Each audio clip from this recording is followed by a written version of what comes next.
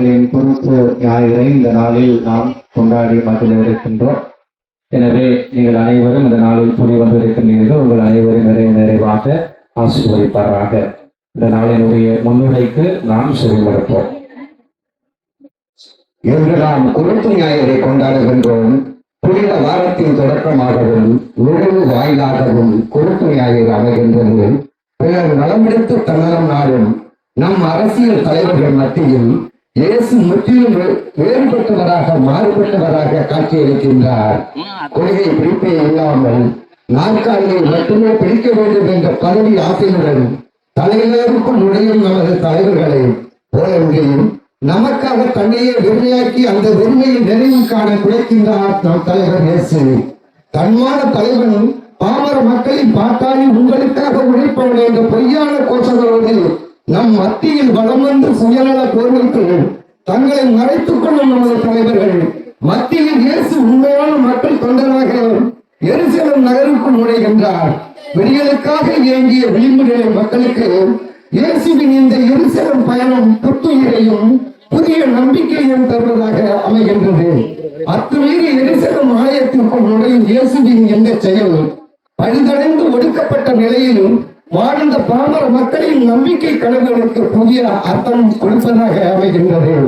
இந்த நம்பிக்கை கனவுகளில் வளரும் விதைகள் விருஷமாகி வீடு கொண்டு எழுந்து புரட்சி சமுதாயம் படைத்த புதிய மரங்களாக செழித்தோங்க வேண்டும் என்று இயேசு விரும்புகின்றார். எனவே இரண்டும் பொறுத்து மரங்களும் நாம் இசைக்கும் யோசனா கீண்டமும் இந்த ஒட்டுமொத்த பூமியின் நிலவும் மனித உரிமை மீறல்களுக்கும் ஏற்ற தாழ்வுகளுக்கும் ஆதிக்க தனங்களுக்கும் சாவுமொழி அடிக்கும் உரிமை குரல்களாக ஒலிக்கட்டும். ஆமென்.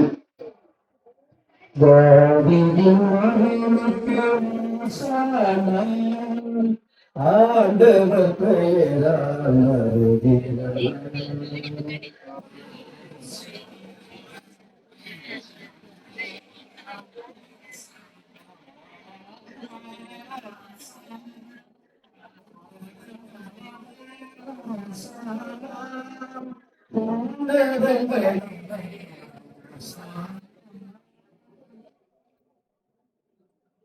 எல்லாம் இங்க பார்த்துட்டு இல்ல தூயாவியாரின் பெயராலே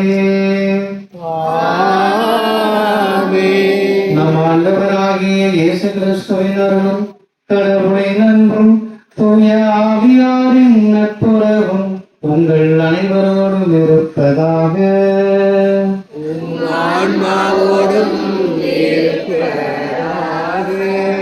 இயேசுவில் பிரியமானவர்களே, தமக்காலத்தினுடைய உச்சபட்சமான வாரம் வந்திருக்கிறது.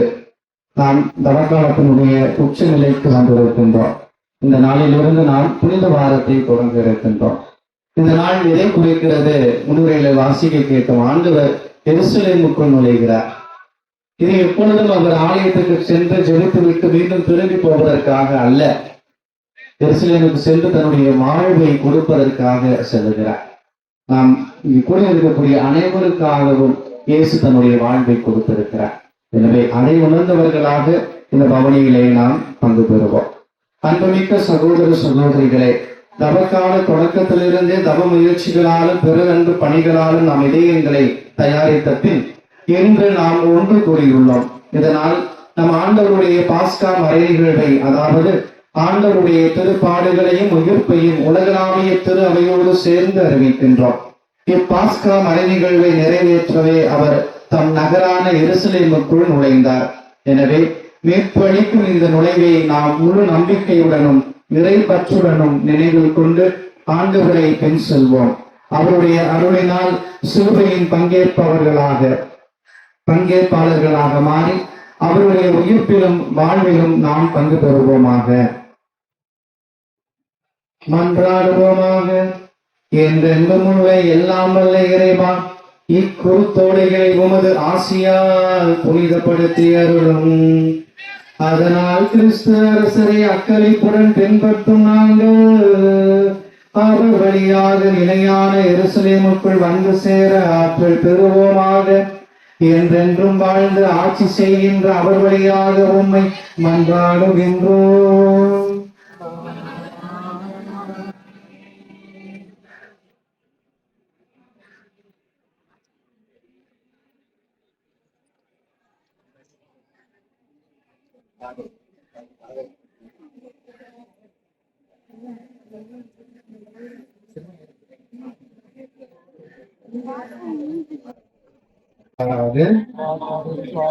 மத்தேயு எழுதிய தூய நற்செய்தியிலிருந்து வாசகம். ஆண்டவரே, மாட்சி உமக்கே.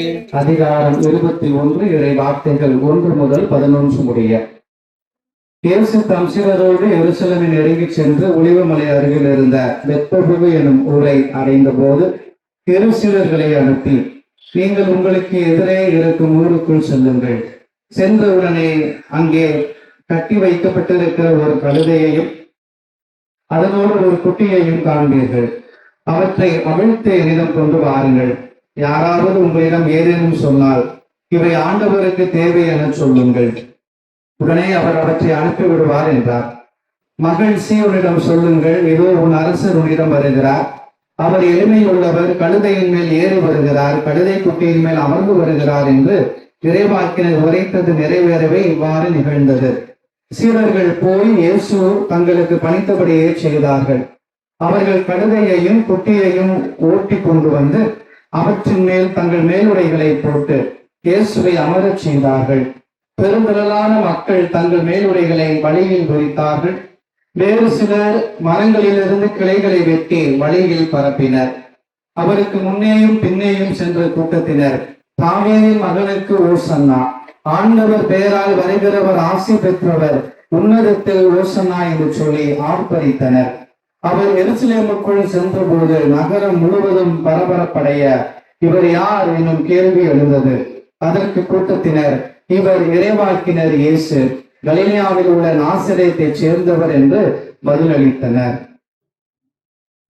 ஆண்டவரின் அருள்வாக்கு. கிறிஸ்துவே உமக்கு புகழ்.